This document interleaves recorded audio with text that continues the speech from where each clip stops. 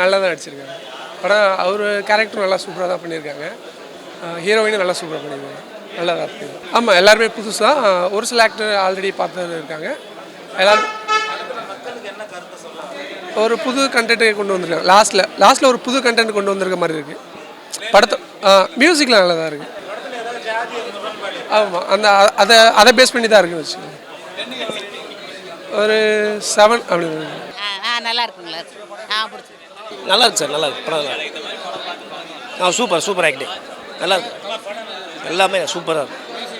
எல்லாமே நல்லா இருக்கு. இளையராஜா மியூசிக் நல்லா இருக்கு சார். சார் கதை ஜாதியை வச்சு அடிப்படையாக எடுத்திருக்காங்க. ஆனால் நல்லா ஒரு மாற்றத்தை ஏற்படுத்தக்கூடிய ஒரு படம். நல்லா இருக்கு. படம் உண்மையிலே ரொம்ப நல்லா இருந்தது. ஸோ மெதுவாகவே என்கேஜ் பண்ணிச்சு படம். அதுக்குள்ளேயே போயாச்சு. ரொம்ப சென்டிமெண்டலாகவும் கனெக்ட் ஆச்சு. ஹீரோ முக்கியமாக ரொம்ப நல்லா நடிச்சிருந்தார். அவர் அவ்வளோ யதார்த்தமாகவும் அப்படியே நம்மளை ஈர்த்து அப்படியே கொண்டு போகிறாரு. அவரோட ஆக்டிங்கும் அந்த மாதிரி தான் இருந்தது. இந்த படம் கண்டிப்பாக பார்க்கணும். ஸோ ஏன்னா கேஸ்டிசம் எவ்வளோ ரொம்ப க்ரூஷியலாக ரொம்ப இதுவாக எவ்வளோ டாமினேட் பண்ணுது கிராமங்களில். ஸோ அது எல்லாமே இந்த படம் சொல்லியிருக்கு. ஸோ ரொம்ப நல்ல படம். கட்டாயமாக எல்லாருமே பார்க்கக்கூடிய படம். ஏஜ் கேட்டகரி அப்படிலாம் எதுவும் பிரிக்க வேண்டிய அவசியம் கிடையாது. எல்லாருமே இந்த படம் கண்டிப்பாக பார்க்கணும்.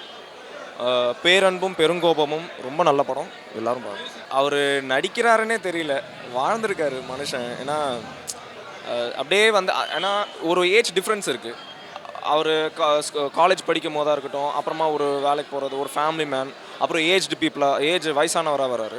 ஸோ எல்லாமே அதுக்கு ஆப்டாக அப்படியே பண்ணியிருக்காரு. ஸோ நல்ல படம். சொல்ல வந்த விஷயத்தை ரொம்ப சரியாக சொல்லியிருக்காங்க. இந்த காலத்தில் இப்படி ஒரு கொடுமைகள் நடந்துகிட்ருக்கு அப்படின்றத ரொம்ப தெளிவாக அழகாக சொல்லியிருக்காங்க.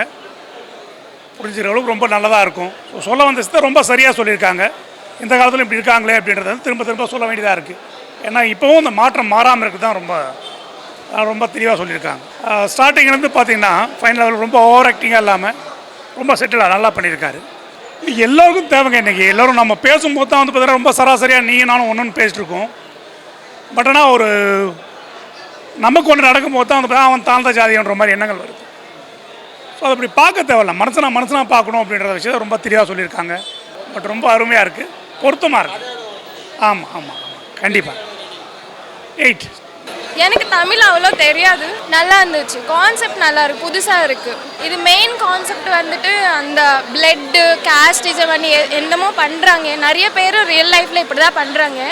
ஆனால் இந்த படத்தில் என்னென்னா அந்த கான்செப்ட் அந்த பிளட்டு நம்மளோட ரிலேஷன், இது இட்ஸ் மை பிளட் அனு ஒன்று இருக்குல்ல, அந்த சேஞ்ச் பண்ணிவிட்டு அந்த ஜெனரேஷன் கண்டினியூ ஆகக்கூடாது, தே ஷுட் சேஞ்ச் பண்ணி அந்த ஹாஸ்பிட்டலில் பையரை மாத்திர கான்செப்ட் ரொம்ப புதுசாக இருந்துச்சு, நல்லா இருந்துச்சு. ஹீரோட ஆக்டிங் சூப்பராக இருந்துச்சு. ஹீரோ ஆக்டிங் அந்த ஓல்டேஜ்க்கான பாடி லாங்குவேஜ், யங்கேஜ்க்கான பாடி லாங்குவேஜ் அது மாற்றி டிஃப்ரெண்ட்டாக ட்ரை பண்ணாங்க. அது சூப்பராக இருந்துச்சு. டெஃபினெட்லி 8 நல்லா தான் இருக்குது. பிடிச்சிருக்கு, ரொம்ப பிடிச்சிருக்கு. ஆணவக்குழுமை, அதாவது ஜாதி ஒழிக்கணுன்ற மாதிரி தான் சொல்லியிருக்காங்க. நல்லா இருக்குது.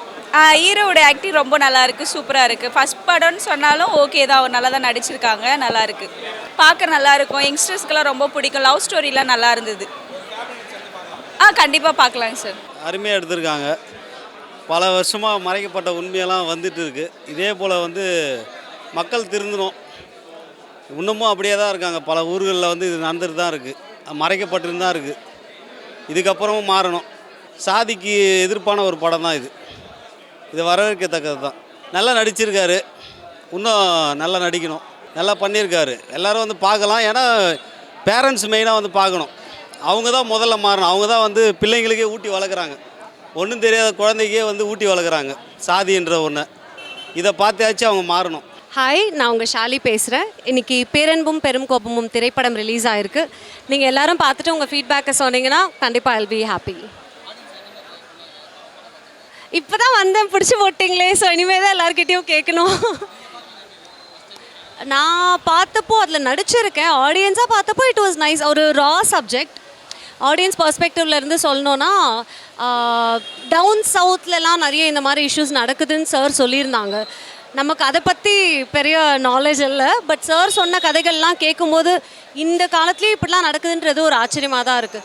ஸோ அந்த ஒரு மாற்றம் மக்கள் மனசுக்குள்ளே வரணும்னு நினைக்கிறேன். கதையாக கேட்கும்போது இட் ஃபெல்ட் ஒரு ஆக்டராக தான் நம்ம கதையை கேட்போம். ஸோ அந்த டைமில் வந்து ஆக்டிங் ஸ்கோப் இருக்குது அப்படின்ற பெர்ஸ்பெக்டிவில் தான் பார்த்தேன். படமாக பார்க்கும்போது கனெக்ட் ஆச்சு.